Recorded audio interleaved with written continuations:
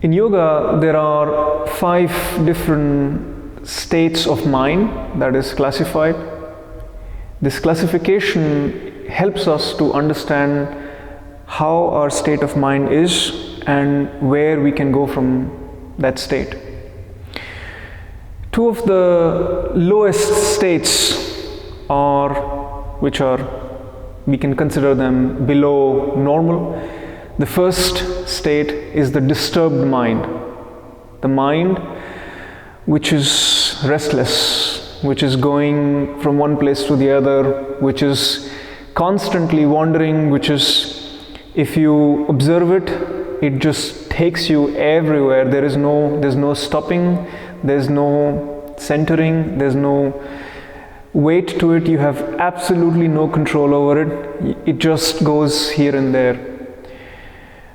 Various reasons why we reach to a stage in life where the mind starts behaving like that. That's not the nature of the mind. That's just the wildness it experiences, or it makes you experience, because we live in a certain way, and it allows the mind to just go here, there, and everywhere. That disturbed mind is unfortunately the state of most of us, and the way we are now these days living, it even empowers that disturbance more and more and more. This disturbed mind does not lead to anything good. It does not lead to peace, it does not lead to happiness, it does not even lead to what you really want to do, where you want to apply the mind. That's the number 1 state of the mind. You can call it below the normal, or below how it should be, below the level of your own acceptance, your own inner peace. The second kind of mind is the dull mind, is the mind which is tired. When you have worked throughout the whole day and you have used your mind so much that the moment you have a moment of rest, you fall asleep or you doze off. Or in order to deal with the disturbed mind, you go out, you drink a lot of alcohol, you put it to somehow dullness, you put it to somehow unconsciousness, somehow put it aside, and that dullness, that tiredness is there, and you can sleep with it. In most of our cases, we are interchanging between these two. Either we have the disturbed mind when we get up in the morning and somehow go through the day, and in the evening find a way to either entertain or to distract or to dissolve it by drinking and forget about it. These are the 2 states that we mostly use our mind in. Then above this, which is the normal human state of mind, which we can call as the mindful mind, or in yoga you would still call it the distracted mind. Yoga is very demanding. It wants the mind to be at its peak. So the normal state of the mind, it still calls it as the distracted mind. What is a distracted mind? You can focus sometimes when you want, and rest of the times is wandering in the past or in the future, what you have to do, what you have to plan. So this is the distracted mind, which is somewhat focused, somewhat disturbed. It has those moments where it does what you want it to do, and there are moments where it goes on its own. That's called the distracted mind. If even we would have that distracted mind, that normal level of focus when you want the focus, and for rest of the times let it do what it wants to do, most of our problems would already be solved. Most of us would not even need meditation. Most of us would not even need to do anything to do with the mental health, to do with the mind. That's the third stage of the mind.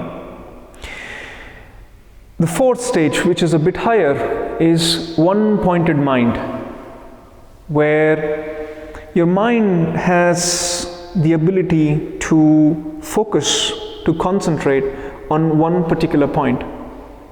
And not just for 3 seconds, 5 seconds and then getting distracted, but for a bit longer period of time, that you could hold your awareness, hold your attention, one pointed to any object that you desire to focus on. It could be your breath, it could be an object in front of you, anything that where you can concentrate, where you can focus, and without struggling with yourself, can keep your mind one pointed at one particular object, external or internal or whatever.